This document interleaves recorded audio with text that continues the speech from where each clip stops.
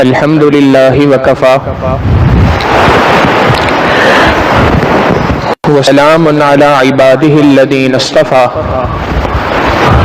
اما بعد فاعوذ باللہ من الشیطان الرجیم بسم اللہ الرحمن الرحیم وتلک الایام نداولها بین الناس سبحان ربک رب العزت عما یصفون وسلام علی المرسلین والحمد للہ رب العالمین اللہم صلی علی سیدنا محمد وعلی آل سیدنا محمد وبارک وسلم اللہم صلی علی سیدنا محمد وعلی آل سیدنا محمد وبارک وسلم اللہم صلی علی سیدنا محمد وعلی آل سیدنا محمد وبارک وسلم۔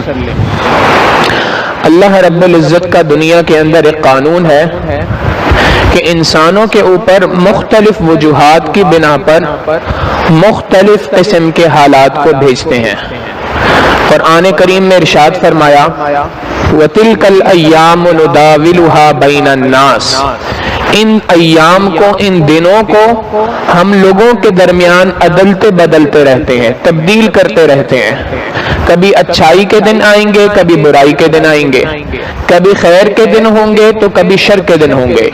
یہ سارے کے سارے حالات، سارے کے سارے دن اللہ رب العزت کی جانب سے انسانوں کے اوپر ہوتے ہیں۔ آج ہم جس دور سے گزر رہے ہیں اس کے بارے میں ایک بات بہت پکی ہے، اور وہ یہ ہے کہ ہم اپنی بے علمی اور بے عملی کے ساتھ آج اس دور کے اندر زندہ ہیں جس دور میں پیدا ہونے سے ہمارے علم والے اور عمل والے اکابر اللہ کی پناہ مانگا کرتے تھے۔ ہمارے وہ اکابر جو علم والے بھی تھے، عمل والے بھی تھے، ان دونوں چیزوں کے ساتھ ساتھ وہ اس دور کے اندر زندہ رہنے سے اللہ کی پناہ مانگا کرتے تھے۔ ہم اور آپ اس دور کے اندر اپنی بے علمی اور بے عملی کے ساتھ زندگی گزار رہے ہیں۔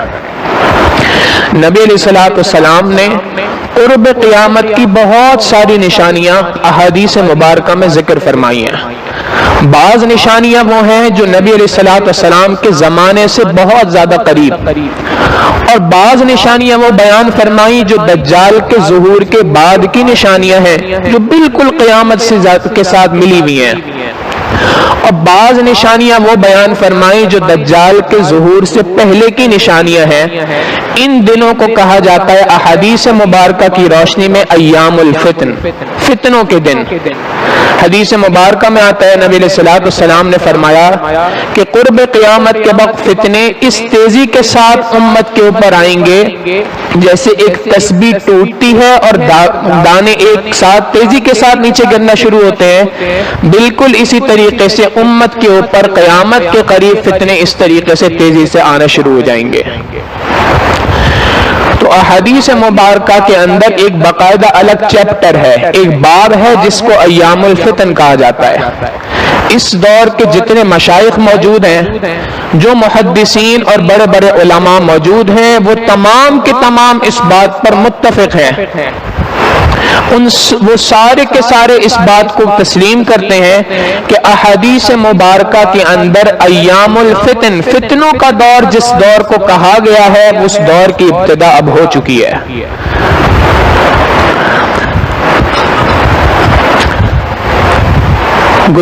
گزشتہ 1-1.5 سال سے پوری دنیا ایک عالمی وبا کے لپیٹ کے اندر ہے، اور اس کو کرونا وائرس کا نام دیا گیا، اور پوری دنیا اس کی لپیٹ کے اندر ہے۔ اس وبا کا زمینی ہونا یا آسمانی ہونا یہ اللہ بہتر جانتا ہے، مگر اس وبا کے وبا ہونے کے اندر کسی قسم کا اختلاف نہیں ہو سکتا۔ وبا ہے اور اللہ رب العزت کے حکم سے ہے، اللہ کے حکم کے بغیر نہیں آ سکتی، مگر ایک سوال ذہن میں پیدا ہوتا ہے کہ اللہ کے محبوب صلی اللہ علیہ وسلم نے قرب قیامت کی جہاں چھوٹی چھوٹی نشانیاں بتائی ہیں، ایک ایسی عالمی وبا کہ جس کی وجہ سے پوری دنیا دنیا کے اندر تبدیلی آ گئی ہے، کیا اس کے بارے میں بھی کوئی بات احادیث میں ذکر فرمائی؟ تو بعض حضرات نے، بعض علماء کرام نے اس کے اوپر بھی کام کیا اور انہوں نے واقعی اس بات کو ڈھونڈ نکالا کہ احادیث مبارکہ میں اس عالمی وبا سے متعلق بھی اللہ کے محبوب صلی اللہ علیہ وسلم نے پیشن گوئی بھی فرمائی ہے اور اس سے متعلق چند باتیں بھی ارشاد فرمائی ہیں۔ بخاری شریف کی روایت ہے، حضرت عوف ابن مالک رضی اللہ تعالیٰ عنہ روایت کرتے ہیں، نبی علیہ الصلوۃ والسلام نے فرمایا قرب قیامت کی، قیامت سے پہلے 6 نشانیوں کو گن لو۔ 6 باتیں ہیں جو قیامت سے پہلے آئیں گی۔ 2 باتیں وہ ارشاد فرمائیں جو اللہ کے محبوب صلی اللہ علیہ وسلم کے زمانے کے ساتھ ملی ہوئی تھی۔ 3 باتیں وہ ارشاد فرمائیں جو دجال کے ظہور کے بعد کی علامات ہیں، اور درمیان کی ایک بات وہ ارشاد فرمائی کہ انسان اگر اس کی تحقیق کرے، اس کو پڑھے تو بڑا حیران ہوتا ہے کہ واقعی یہ ایک پیغمبر کی زبان سے بات نکل سکتی ہے، عام آدمی ایسی بات 1400 سال پہلے نہیں کر سکتا۔ نبی علیہ الصلوۃ والسلام نے فرمایا کہ سب سے پہلی نشانی قرب قیامت کی میری موت، میرا اس دنیا سے چلا جانا، یہ نبی علیہ الصلوۃ والسلام کے زمانے سے قریب کی نشانی ہے۔ دوسری نشانی فرمائی بیت المقدس کا فتح ہو جانا، یہ بھی اللہ کے محبوب صلی اللہ علیہ وسلم کے زمانے سے ملی ہوئی بات ہے، سیدنا عمر فاروق رضی اللہ تعالیٰ عنہ کے دور کے اندر بیت المقدس فتح ہوا۔ تیسری نشانی وہ بیان فرمائی جو دجال کے ظہور سے بہت زیادہ قریب کی نشانی ہے، اور فرمایا موتان کثرت کے ساتھ اموات واقع ہوں گی۔ وہ اموات کیسے واقع ہوں گی؟ یأخذ فیکم، تمہیں اچک لیں گی، وہ موت تمہارے اوپر آ جائے گی کقعاص الغنم۔ ایک ترجمہ تو اس کا یہ کیا جاتا ہے جیسے بھیڑ بکریوں کے اندر موت واقع ہوتی ہے، اس طریقے سے تمہارے اندر بھی اموات واقع ہو جائیں گی۔ مگر ایک عربی زبان کی کتاب ہے محاوروں کی، جس کے اندر عربی زبان سے متعلق جتنے محاورے ہیں ان کی تفصیلات بیان کی گئیں، لسان العرب اس کتاب کا نام ہے۔ اس کتاب کے اندر اس بارے میں لکھا ہے کہ قعاص الغنم ایک بکریوں کے اندر، جانوروں کے اندر پائی جانے والی ایک خاص بیماری کا نام ہے۔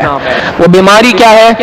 وہاں پر وہ لکھتے ہیں داءن، یہ ایک ایسی بیماری ہے یأخذ فی الصدر، جو سینے کے اندر واقع ہوتی ہے، کأنہ یکسر العنق، وہ ایک ایسی بیماری ہے جو سینے کے اندر داخل ہوتی ہے اور اس کے بعد انسان کے سینے کے اندر ایسی چیز کو پھیلا دیتی ہے کہ جس کی وجہ سے سانس لینا مشکل ہو جاتا ہے، کأنہ یکسر العنق، گویا کہ اس کی گردن اب ٹوٹ جائے گی۔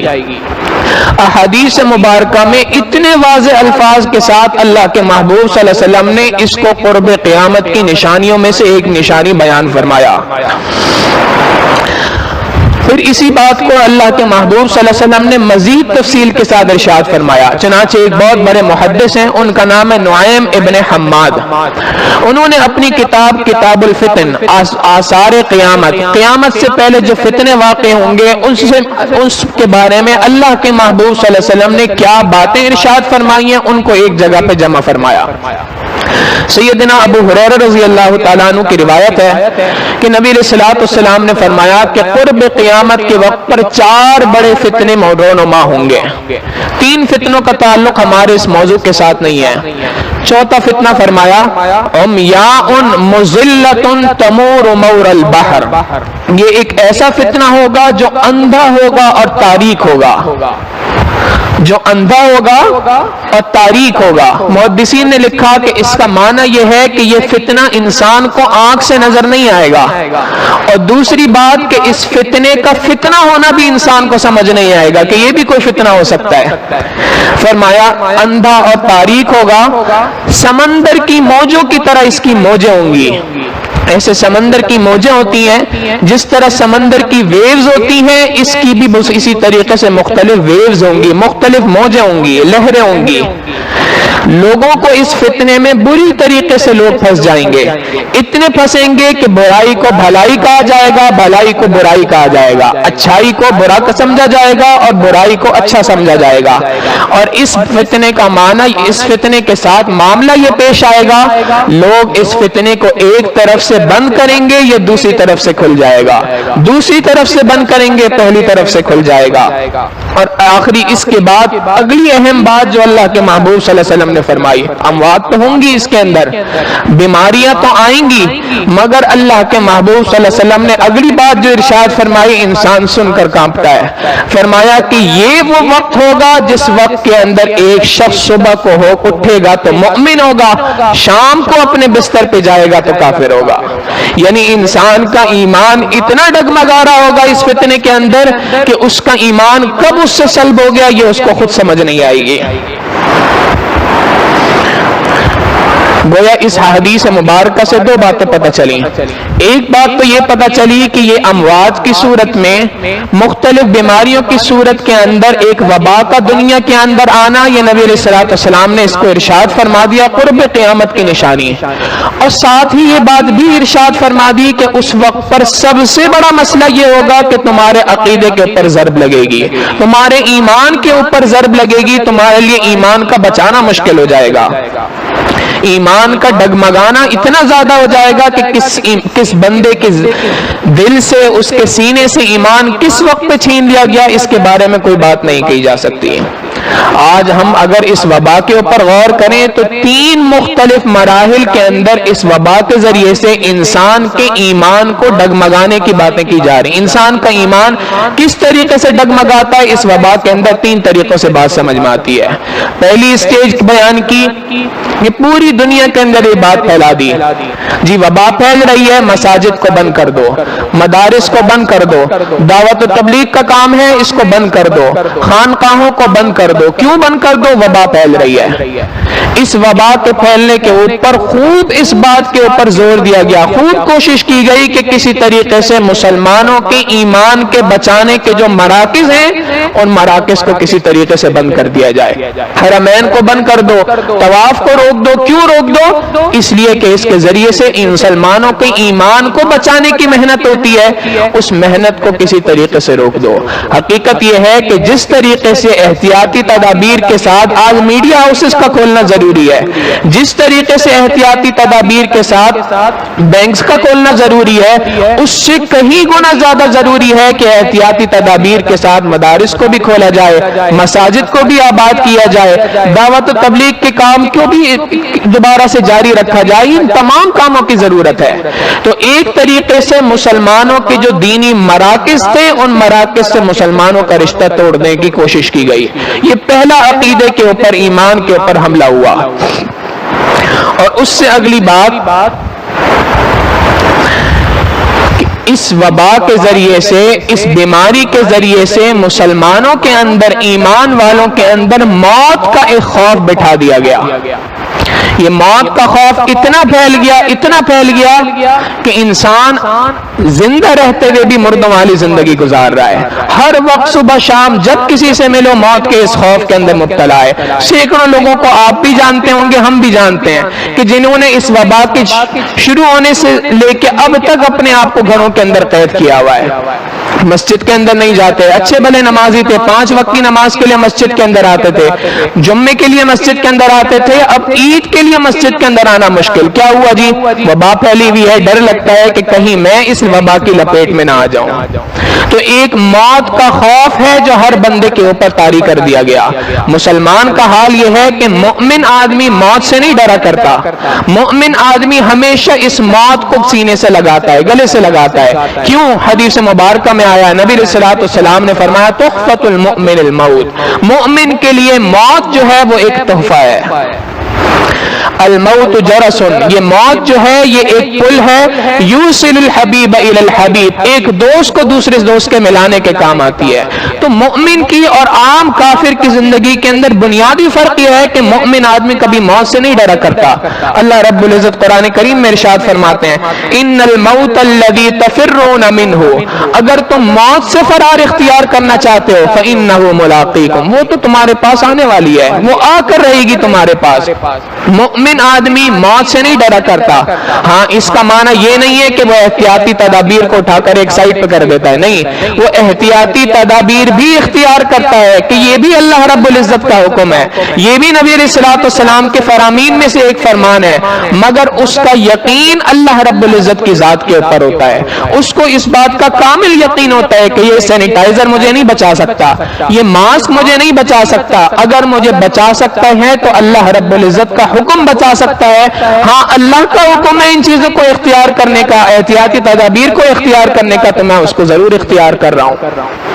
مومن کی زندگی میں اور عام بندے کی زندگی میں بنیادی فرق یہی ہے. آپ دیکھیں ابراہیم علیہ السلام آگ کے اندر جا رہے ہیں, جس وقت پر آگ کے اندر چھلانگ لگائی جا رہی ہے, ان کو پھینکا جا رہا ہے, درمیان کے اندر جبرائیل علیہ السلام آتے ہیں اور آ کے پوچھتے ہیں جی میں آپ کی کوئی مدد کر سکتا ہوں, کیا میں آپ کی کوئی مدد کروں؟ تو اس وقت ابراہیم علیہ السلام این اس وقت پہ جب آگ میں گرنے والے ہیں, اللہ رب العزت کی ذات پر اتنا کامل یقین, اس وقت بھی فرما رہے ہیں حسبی سؤالی علمہ بحالی, میرا پروردگار مجھے اس حال میں جانتا ہے, یہ بات میرے لیے کافی ہے. تو مومن آدمی کی زندگی کے اندر اور ایک کافر کی زندگی کا ایک بڑا فرق یہ ہے کہ مومن موت سے نہیں ڈرتا, بلکہ اس کے دل کے اندر یہ بات پکی ہو جاتی ہے, یہ بات اندر تک بیٹھی ہوتی ہے کہ اگر اللہ رب العزت نے اس فلاں چیز کو, فلاں بیماری کو میرے مقدر کے اندر لکھ دیا ہے, دنیا کی کوئی طاقت ایسی نہیں ہے جو مجھے اس سے بچا سکے, اور اگر اللہ رب العزت نے اس بات کا فیصلہ کر لیا ہے کہ مجھے اس وبا سے, اس مرض سے بچانا ہے, دنیا کی کوئی طاقت ایسی نہیں ہے کہ جو مجھے اس موت کے, اس مرض کے اندر مبتلا کر سکے. مومن کی زندگی میں اور عام بندے کی زندگی کا بڑا فرق یہ ہے, ہم سے اس وبا کے اندر, ان امراض کے اندر ایک بنیادی ہمارے عقیدے کے اوپر چوٹ یہ پڑی ہے کہ انسانوں کے لیے ان تمام چیزوں کو ایسے بنا کے پیش کر دیا گیا گویا یہی خدا ہے, یہی انسان کو بچانے والی چیزیں ہیں. بتوں سے تجھ کو امیدیں, خدا سے نا امیدی, بتوں سے تجھ کو امیدیں, خدا سے نا امیدی, مجھے بتا تو صحیح اور کافری کیا ہے. کفر اس کے علاوہ کہتے کس چیز کو ہیں؟ تو پہلا کام تو یہ کیا گیا کہ مسلمانوں کے جو روحانی مراکز ہیں جہاں سے ایمان کے بچانے کی محنت ہوا کرتی ہے, ان کو بند کرنے کی کوشش کی گئی. انسان کے ایمان پر پہلا حملہ. دوسرا حملہ کہ انسان کے لیے جو مختلف میڈیسنز ہیں, مختلف احتیاطی تدابیر ہیں, ان کو اس طریقے سے بنا کے پیش کر دیا گیا کہ اگر ان کو اختیار نہیں کرو گے تو اس صورت میں تم اس سے بچ نہیں سکتے. اور تیسری بات جو ان دونوں سے بہت زیادہ اہم ہے, اور یہ بات یہاں پر بیٹھ کے کرنے سے پہلے اس کی خوب تحقیق ہوئی ہے, یہ ایسی ہوا کے اندر فائرنگ نہیں ہے, اور وہ بات یہ ہے کہ ایک حدیث مبارکہ ہے, نبی رسول اللہ والسلام نے فرمایا قرب قیامت کے وقت پر شرم و حیا انسان کے اندر سے رخصت ہو جائے گی. کیسے رخصت ہو جائے گی؟ ایک حدیث مبارکہ میں فرمایا یہاں تک رخصت ہو جائے گی کہ ایک چلتی سڑک کے اوپر ایک مرد اور ایک عورت بدکاری کے چلتی سڑک کے اوپر کھلم کھلا مرتکب ہو جائیں گے.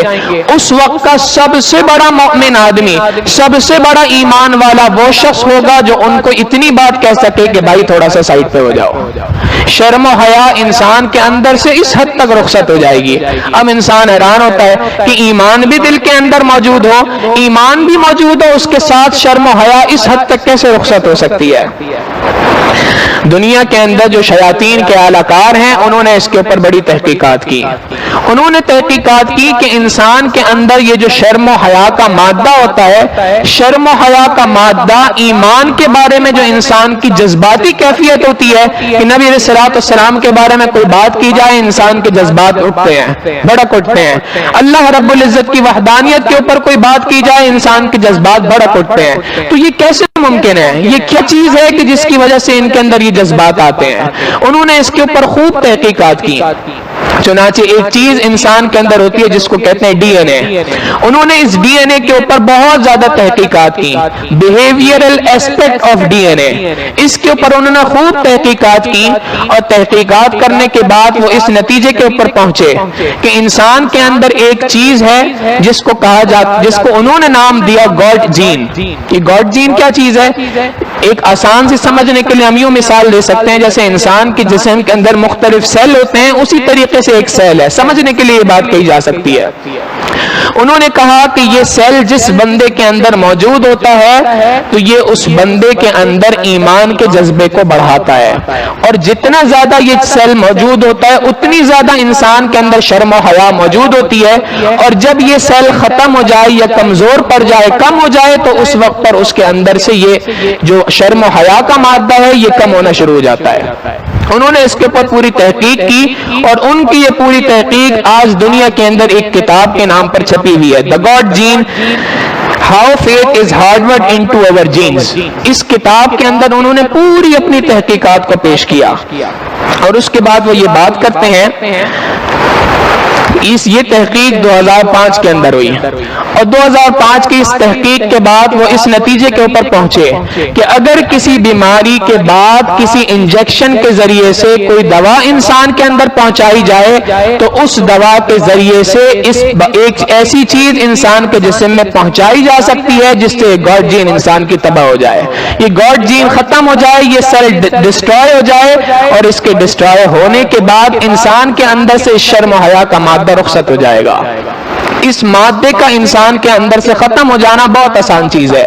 اس کے بعد اس شخص کے لیے ایمان کے اوپر اس طریقے سے ڈٹ جانا، ایمان کے نام پر، اللہ رب العزت کے نام پر، نبی علیہ الصلوۃ والسلام کے نام کے اوپر، ان تمام چیزوں کے اوپر جن پہ بھڑک اٹھتا ہے، اس کا بھڑکنا بالکل ختم ہو جائے گا۔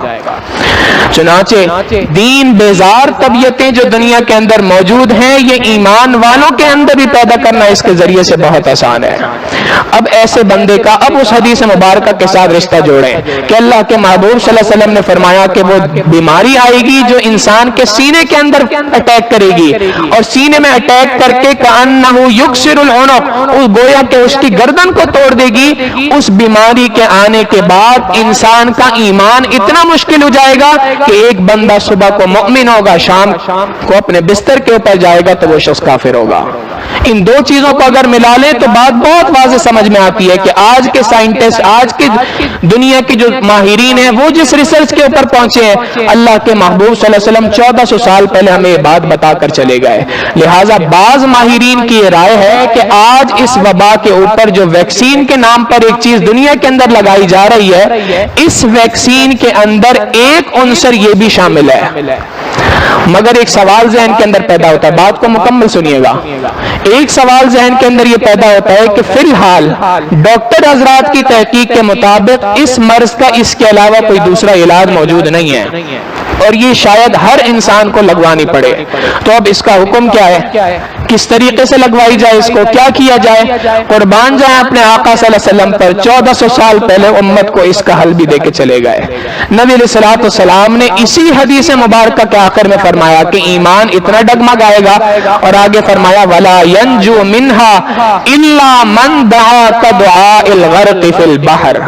اللہ کے محبوب صلی اللہ علیہ وسلم نے یہ بات نہیں فرمائی کہ اس کے اندر کسی بیماری کا علاج نہ کرنا، یہ بات ارشاد نہیں فرمائی کہ اس بیماری سے تمہاری موت واقع نہیں ہوں گی، بلکہ فرمایا اموات تو واقع ہوں گی، بیماری بھی لگے گی، اس کا علاج بھی تم اختیار کرو گے۔ اس وبا سے، اس فتنے سے بچنے کا طریقہ یہ ہے کہ اس فتنے سے وہی شخص بچ سکتا ہے کہ جو اس طریقے سے دعا مانگنے کا اہتمام کرے جس طریقے سے ڈوبتے سمندر کے اندر انسان دعا مانگ رہا ہوتا ہے۔ ایک آدمی کو پتا ہو کہ میں سمندر کے اندر ڈوب رہا ہوں، اس وقت پہ جس آہوزاری کے ساتھ، جس گریہ کے ساتھ، جس طریقے سے وہ اللہ رب العزت سے دعا کرے گا، جب انسان اسی طریقے سے اللہ رب العزت کے سامنے دعائیں مانگنا شروع کرے گا، اس طریقے سے ڈوب کر اللہ رب العزت کے سامنے دعائیں مانگے گا، ایسا شخص اس فتنے سے محفوظ ہو جائے گا۔ تو اس ویکسین کو لگوانے کے بارے میں علماء نے یہی حکم دیا کہ بالکل لگوائی جائے، لیکن 3 کاموں کو سر انجام دے۔ پہلا کام جو نبی علیہ الصلوۃ والسلام نے بتا دیا کہ کثرت کے ساتھ دعا مانگے، ایک دن کے اندر وقت اپنا مقرر کرے کہ میں نے اتنی دیر اللہ رب العزت کے سامنے رو رو کر دعائیں مانگنی ہے، اللہ سے دعائیں مانگے، اے اللہ ہماری بھی حفاظت فرما، ہماری ایمان کی بھی حفاظت فرما، ہماری آئندہ آنے والی نسلوں کی بھی ایمان کی حفاظت فرما۔ تو پہلا کام یہ کہ خوب گریہ زاری کے ساتھ، خوب آہ و بکا کے ساتھ اللہ رب العزت کے سامنے دعائیں مانگے۔ دوسری بات ہمارے اکابرین نے بزرگوں نے یہ بات لکھی کہ حضرت خالد ابن ولید رضی اللہ تعالیٰ عنہ کا واقعہ ہے کہ جب ان کو کفار نے زہر کی شیشی پیش کی کہ آپ اس کو پیئے تو انہوں نے اس کو پینے کے ساتھ دعا پڑھی بسم اللہ الذی لا یضر مع اسمہ شیء فی الارض ولا فی السماء وهو السمیع العلیم. اس دعا کو یاد کر لیں, چلتے پھرتے اس کو پڑھنے کا اہتمام کریں, خاص طور پہ جب ویکسین لگوانی ہو تو اس وقت اس دعا کا اہتمام کریں. اللہ رب العزت اس کی برکت سے مضر اثرات سے انسان کی حفاظت فرما دیں گے. اور تیسری بات ارشاد فرمائی کہ اس ویکسین کے لگوانے کے بعد اللہ والوں کی صحبت کو اختیار کرنا جیسے پہلے ضروری تھا, اب اس ویکسین کے لگوانے کے بعد شاید کچھ زیادہ ضروری ہے کہ یہ وہ صحبت ایک ایسی چیز ہے کہ جس کے اندر اللہ رب العزت کے محبوب صلی اللہ علیہ وسلم کی زبان فیض ترجمان سے بات نکلی ہے. نبی علیہ الصلوۃ والسلام نے یہ بات فرمائی کہ ان اللہ والوں کی صحبت کو اختیار کرنے کی برکت سے اللہ رب العزت انسان کے ایمان کی حفاظت فرما دیتے ہیں. تو ایمان کی حفاظت کے لیے ان تین کاموں کو سر انجام دیں اور اللہ رب العزت کی ذات پہ بھروسہ رکھے کہ پروردگار عالم کے ساتھ ہمارا تعلق قائم ہوگا. اللہ رب العزت چاہیں گے تو ہر چیز کے مضر اثرات کو ہم سے دور فرما سکتے ہیں. اللہ رب العزت ہماری بھی نسلوں کی ایمان کی حفاظت فرمائے, ہماری آنے والے نسلوں کی ایمان کی بھی حفاظت.